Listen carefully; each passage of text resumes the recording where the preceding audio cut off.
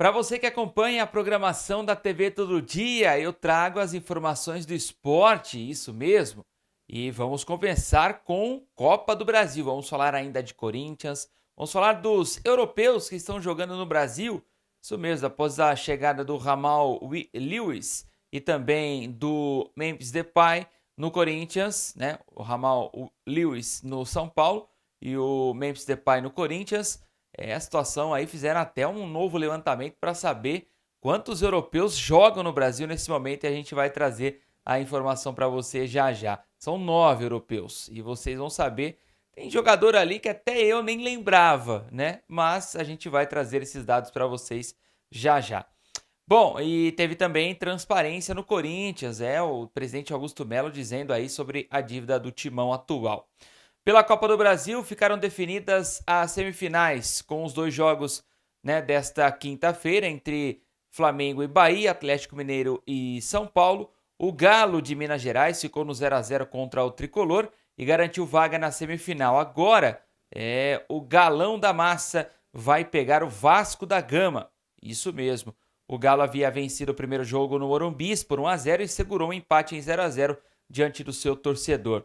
O Flamengo venceu, assim como na Arena Fonte Nova, por 1-0 contra o Bahia na primeira parte das quartas de finais. Venceu também nesta quinta-feira por 1-0 o Bahia, gol do Arrascaeta. Portanto, teremos Flamengo e Corinthians na semifinal da Copa do Brasil. São dois jogos também.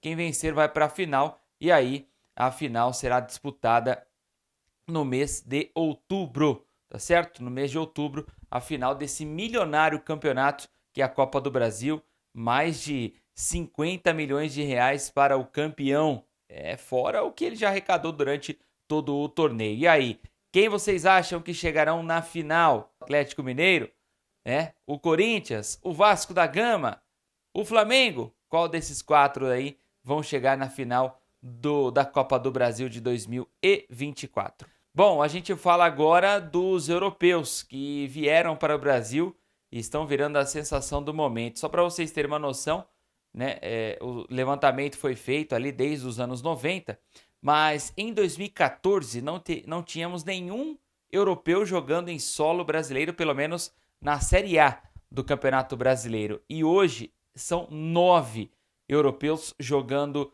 aqui na Série A do Campeonato Brasileiro. Eu vou listar eles aqui para vocês agora, porque virou a febre agora, né? Memphis Depay agora vai trazer talvez até o lateral esquerdo Kurzawa, né? Que quer vir para o Corinthians, tem tudo isso também.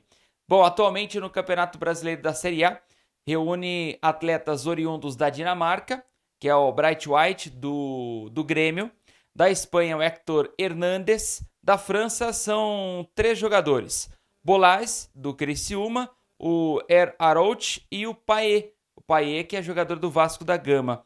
Na Holanda tem o Memphis Depay, que foi o último que chegou, está no timão. Da Irlanda do Norte, Jamal Lewis, é o jogador do São Paulo. De Portugal tem o Tobias Figueiredo. E da Suíça, o Maxime Domingues. Esse é o suíço que está jogando no Brasil. O contingente, só para vocês terem uma noção, o contingente de jogadores europeus da Série A aumentou ou expandiu 800% comparado a 2015. Então é muita coisa, né? 2015 que foi até um atrativo por conta da Copa do Mundo que foi disputada no Brasil em 2014. Então teve alguns jogadores que disputaram a Copa do Mundo aqui no Brasil em 2014 que gostaram das arenas, da atmosfera dos torcedores, então por isso que eles vieram para cá, mas ainda foi pouco. Só lembrando que o Memphis Depay fez um gol quando jogava pela Holanda, né, na Copa do Mundo no Brasil, em Itaquera mesmo, num gol que deu a vitória à Holanda. Na época, ele tinha apenas 20 anos, era um garoto ainda que estava ali para ser ainda um dos protagonistas das últimas seleções da Holanda. Hoje ele é o segundo maior artilheiro da história da seleção holandesa. Bom, o presidente do Corinthians, Augusto Melo, ele acabou divulgando no dia da transparência do Timão que o Corinthians tem dívida de 2,3 bilhões de reais. O Pedro Silveira, diretor financeiro do clube, fez uma apresentação para apresentar o balanço, né, do clube após o primeiro semestre da gestão do Augusto Melo. Tá? O Corinthians então divulgou que essa dívida chega na casa dos 2,3 bilhões de reais. O dirigente, né, fez esse balanço em slides para mostrar o balanço financeiro atualizado. Os 2,3 bilhões de reais são divididos com 924 milhões de reais com oneroso, que ou seja, direito de imagem, dívidas e etc. Parcelamento tributário, 670 mil reais. E da Neoquímica Arena também, 710 mil reais.